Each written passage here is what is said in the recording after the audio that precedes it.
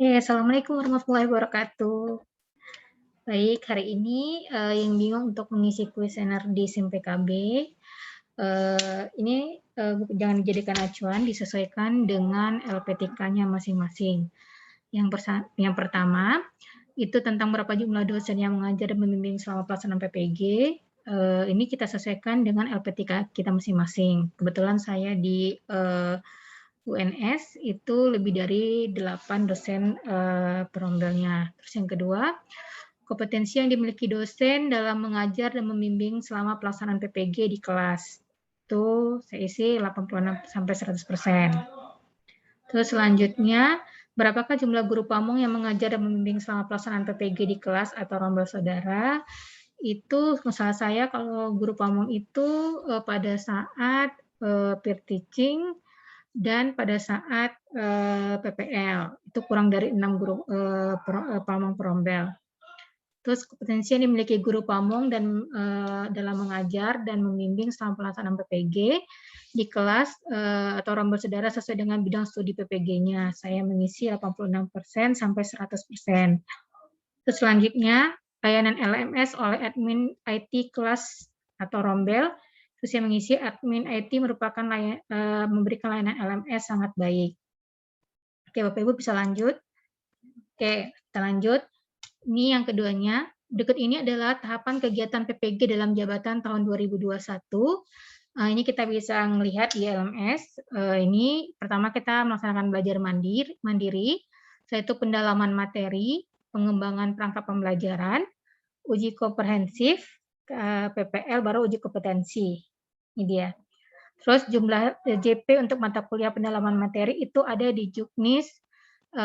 Pas pertama kita mengikuti PPG itu ada 80 JP. Jumlah JP untuk mata kuliah pengembangan perangkat pembelajaran itu ada 96 JP. Ini juga ada di Juknis. Pertama kita mengikuti pendalaman PPG awal.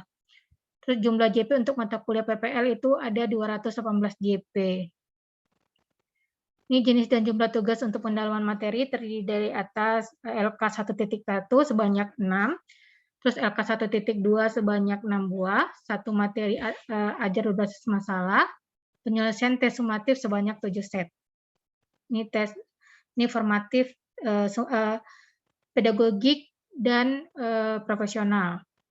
Terus jenis dan jumlah tugas untuk pengembangan perangkat pembelajaran terdiri atas LK 2.1 sebanyak 1, LK 2.2 sebanyak 1, LK 2.3 sebanyak 1, video hasil rekaman peer teaching sebanyak 1, dokumen perangkat pembelajaran sebanyak 3 set.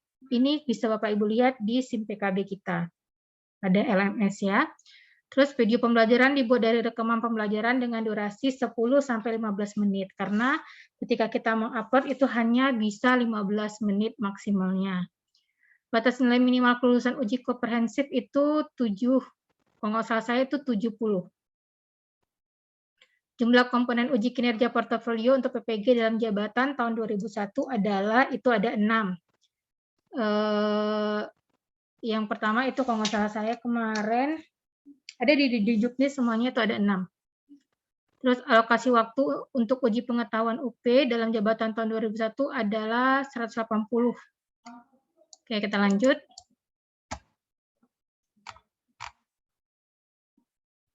Nih, waktu yang digunakan untuk belajar mandiri itu selama 17 hari saya mengisi 86-100% dari alokasi waktu yang digunakan untuk belajar mandiri.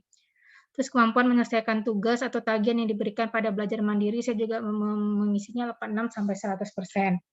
Waktu yang digunakan untuk melaksanakan kegiatan pembelajaran mandiri selama 13 hari saya juga mengisi 86-100%. Kemampuan menyelesaikan tugas tagihan yang dibebani oleh kegiatan pendalaman materi, saya juga mengisi 86-100% tugas tagihan yang diselesaikan dalam kurun waktu yang disediakan. Waktu yang digunakan untuk melaksanakan kegiatan pengembangan perangkat pembelajaran itu 14 hari, saya mengisinya juga 86-100%. Bapak Ibu ini sesuaikan dengan keadaan kita masing-masing. Kemampuan menyelesaikan tugas tagihan yang dibebankan pada kegiatan pengembangan perangkat pembelajaran, saya juga mengisi 86-100% tugas tagihan dapat diselesaikan dalam kurun waktu yang disediakan. Waktu yang digunakan untuk pelaksanaan kegiatan PPL 31 hari, 86 sampai 100% dari alokasi waktu digunakan untuk melaksanakan kegiatan PPL. Karena memang pada saat itu saya fokus untuk PPL. Kemampuan menyelesaikan tugas tagihan dibebani pada kegiatan PPL, itu saya juga 86 sampai 100 tugas tagihan dapat diselesaikan dalam kurun waktu yang disediakan. Oke, baik, kita lanjut. Oke, ini kuesionernya, yang terakhirnya, ini silakan Bapak Ibu menceklis dan kita sesuaikan dengan keadaan kita masing-masing. Ini boleh ngisinya lebih dari satu. Hambatan yang dihadapi pada tahap belajar mandiri. Informasi yang diterima terlalu dekat dengan waktu pelaksanaan, menyusun peta konsep, mengidentifikasi materi sulit, mengidentifikasi miskonsepsi. Menurut saya ini yang agak memakan waktu. Terus boleh mau isinya 2, isinya 3 juga nggak masalah. Terus hambatan yang dihadapi pada tahap pendalaman materi.